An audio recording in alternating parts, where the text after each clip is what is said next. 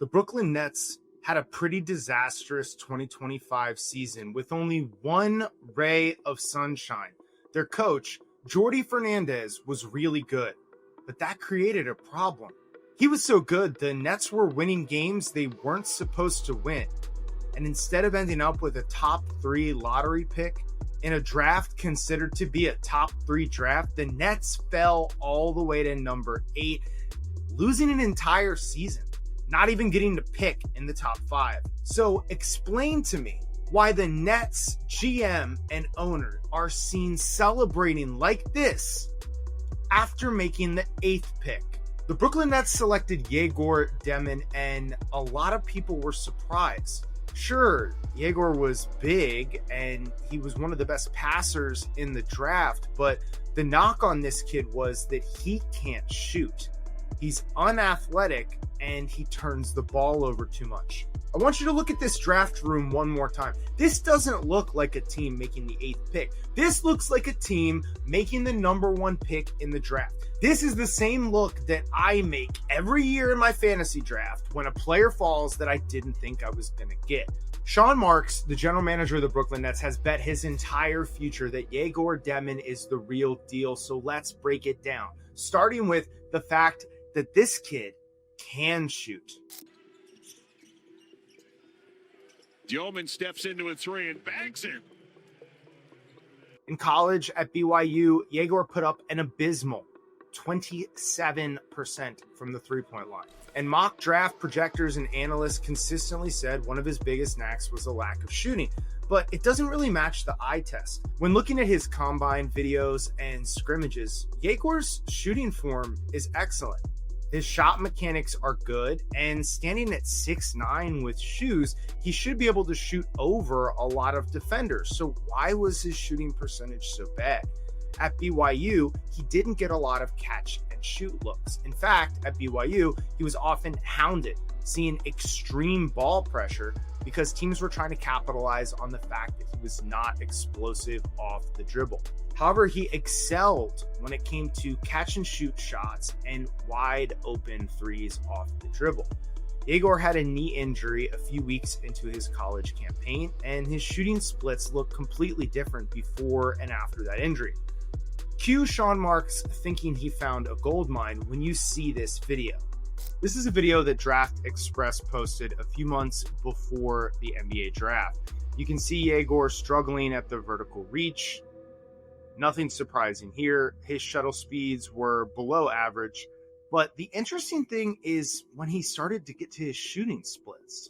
His form looks closer to a Ray Allen than a non-shooter. And for a guy that was treated like Ben Simmons, he has a confident stroke, fast mechanics, and a tight release on the ball. At one point in this video, he makes 14 three-pointers in a row, all off a fast bounce and a catch-and-shoot form. By anyone's eye test, this is a player that can shoot the basketball, maybe even a good shooter. This carried over to Summer League. The Nets gave Egor one job during the Summer League, and that was to get the ball up from the three-point line as many times as possible. And let me tell you, he did not disappoint. He had one made 2-point basket in the Summer League, and it was this, a left-handed dunk that shows you that the claims that he's unathletic are probably a little exaggerated. Egor likes to bang, and even though he doesn't have the strength yet, he still looks for contact on his drives. But more importantly, look at his three-point shooting. This is a guy that was not afraid to get the ball up. There's zero hesitation. In fact, he's shooting most of his threes with contests coming. The Nets told him to drift out of the three-point line, and drift he did.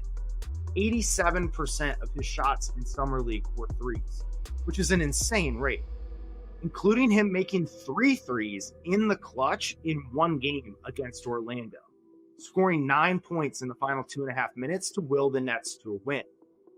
When you see a player that's already one of the best passers in the draft and has generational size for a point guard, now this kid comes in looking like a gunner, looking like a mini Kyle Korver, you start to see the Nets' vision. Because the Nets general manager and their coach, Jordi Fernandez, have talked about playing split-second basketball. You saw this a little bit with the Pacers this year in the playoffs.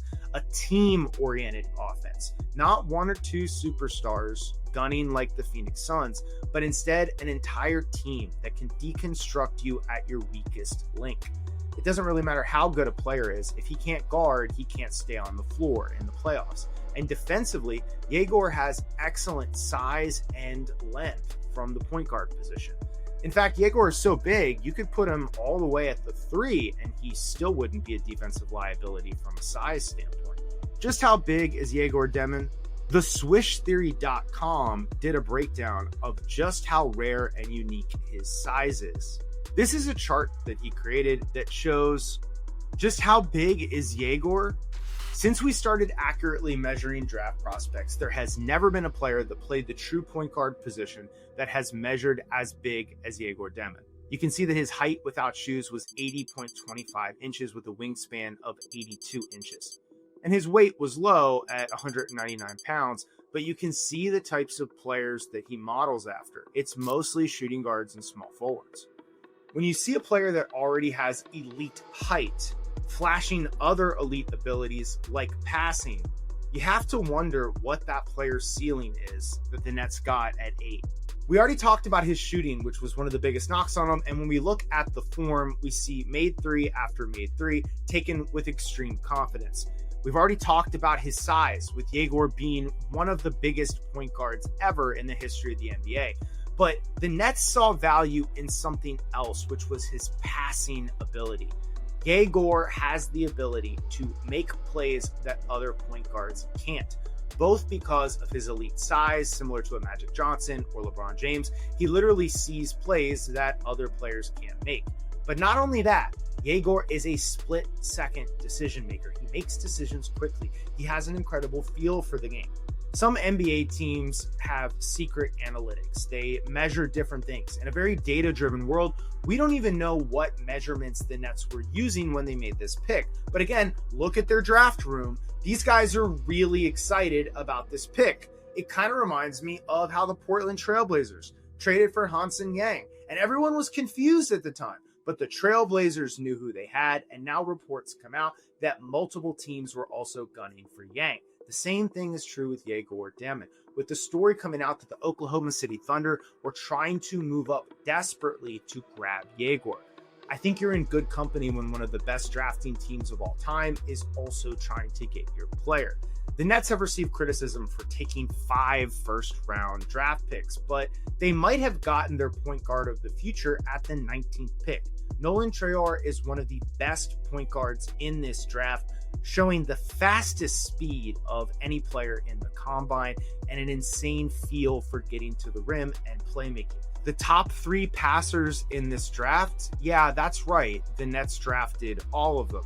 You can see the vision the Nets have. They want to take players that can make split-second decisions, that can guard multiple positions, that can shoot off of the bounce, but more importantly, also off of the catch and shoot. And these are players that don't give up any deficiencies. You can see the vision for Egor Demin. And that's before you even get into his insane abilities in the pick and roll.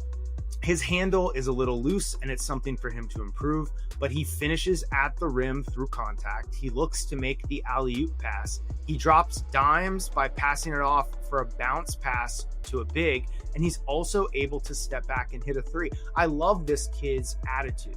Egor is a gamer. Egor wants to ball hard on you.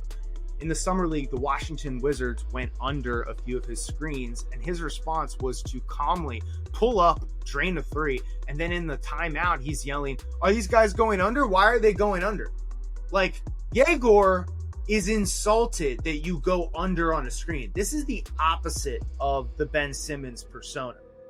If you give Ben Simmons space, he just keeps moving slower and slower until feigning an injury. But Egor rises in the big moments, going deep into March Madness, lifting a BYU team against stellar opposition. And in the clutch, Egor behaves like a guy that believes he can win. Probably the number one thing that I like about Egor and has the Nets excited about him is off the court. His attitude, his leadership, his poise, his team spirit. This is a guy that is incredibly humble and honest about his deficiencies.